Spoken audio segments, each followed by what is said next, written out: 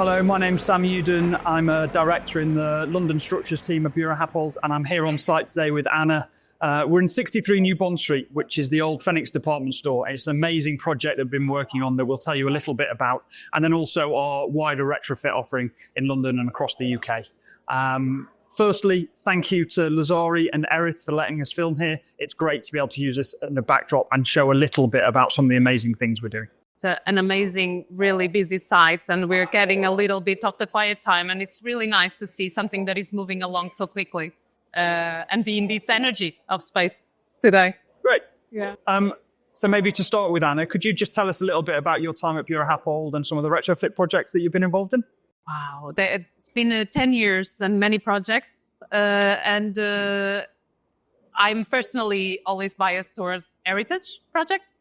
So one that actually spanned all of those 10 years has been the refurbishment of the Whiteley in Bayswater, not too far away from where we are, that is now reaching completion, and it's amazing to see. And for me, it was quite an important project because it's where we tried a lot of the deconstruction and reconstruction and trying to preserve a lot of fabric at the time for conservation reasons, which now proved, now that we have the guidance to see what we were doing, if it made sense from a sustainability perspective. It turns out that conservation principles are really good from a sustainability perspective. So that's quite a good one. Yeah, it's one of those things. We've been rebuilding buildings and reusing them for thousands of years, and just the sort of criteria has changed a little bit, isn't it? It's changing now, yes. Can you tell us, Sam, a little bit about your project? From my point of view, I joined Buro Happold as a graduate engineer 19 years ago this week. So I've got to buy some cakes for the office. And I've always been excited about responding to constraints, working around existing buildings. And I suppose the biggest project that I've been involved in is Battersea Power Station.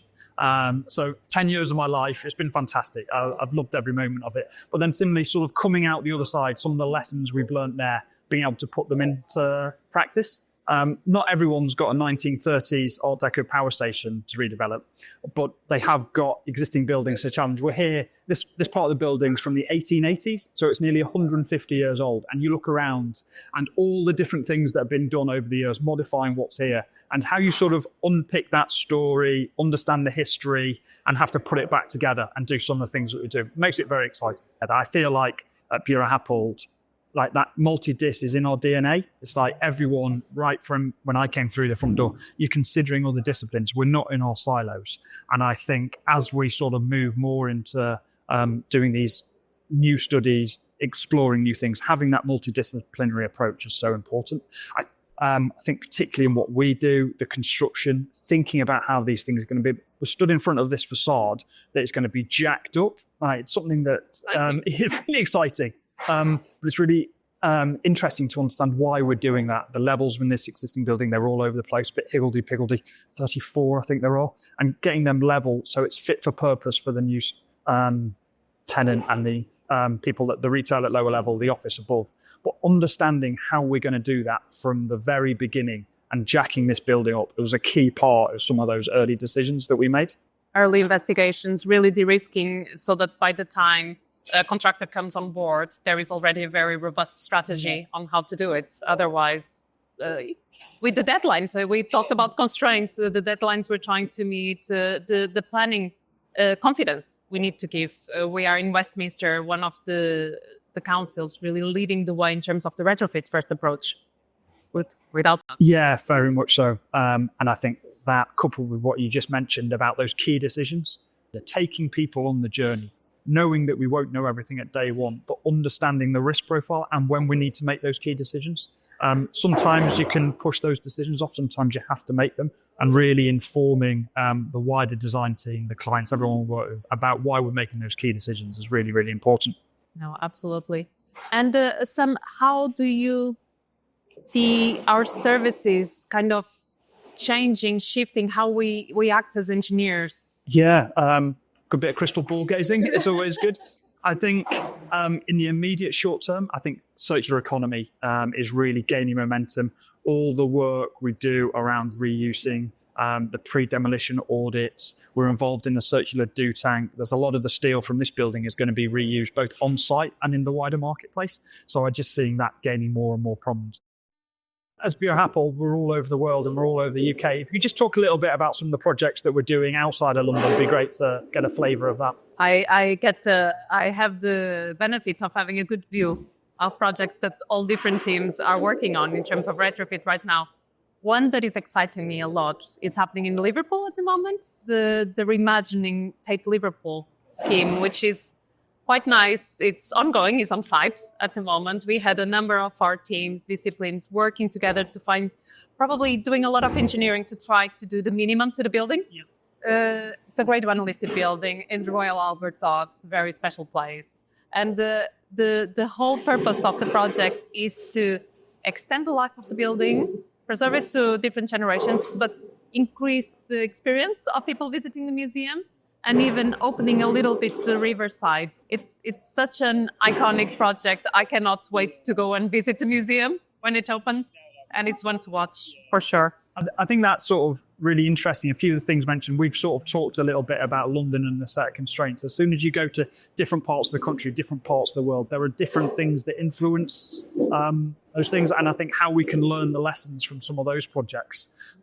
We talked about London leading the way from an embodied carbon point of view, but it's interesting to see how different parts of the country feed into that.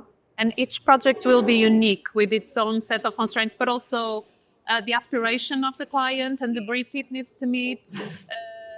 We are also doing quite interesting work on the refurbishment. We're just starting of the Natural History Museum in Dublin, so outside of the UK. But all of the brief is also the experience of who is visiting. And we're talking about a building that has the original cabinets there, that also need to be preserved. Nice thinking about the lighting, the environment, it's quite whole exciting. Package, the not whole just package. Yeah. And it needs that very close collaboration between the disciplines. Otherwise, it won't have the maximized effect. So you and I live and breathe retrofit every day. If you could just talk a little bit about what the benefits of retrofit are to the wider world, and then also how those benefits are going to keep improving as we continue and move forward. Yeah. We talked quite a lot about the sustainable impact. And obviously, that's something that we already discussed. I would say that the way we perceive retrofit is changing, how we adapt buildings, how buildings will be used, and the needs of the users. There's quite a lot of focus in the way we analyze the buildings from a sustainability perspective in terms of the well-being of the occupiers. This is an example of a site where sizes of windows will be adapted to allow more daylight. The way that the public interacts with the buildings, and make sure we develop projects where the public can interact, can feel part. There is more link between the community and the building itself. There's a lot of guidance that is coming out in terms of neurodiversity in the workplace, well-being in the workplace. We have a fantastic inclusive environments team that is really doing groundbreaking work in this particular area. And I think we'll see more and more of that coming into the client briefs.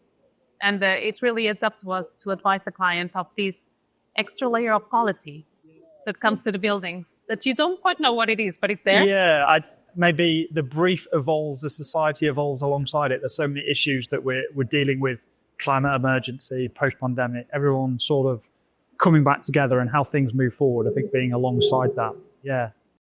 I think it's that evolution of the S in ESG, the social value, how that gets captured, how that gets considered in projects, how that gets measured and monitor if it worked or not, if not adapt to the next project. Yeah, that's what for we sure, need to be doing. Yeah, I think about some of the work that our guys and girls are doing. It's really exciting being able to sort of formalize that and making it part of the design process and a key embedded from the very beginning. Absolutely. We have projects working with universities where we're really trying to establish how to get the communities to evolve and have a say on the project. So again, there is space for evolution here, and how we develop projects will change in the next few years. And it makes such a meaningful impact, doesn't it? Yeah, it's great to see.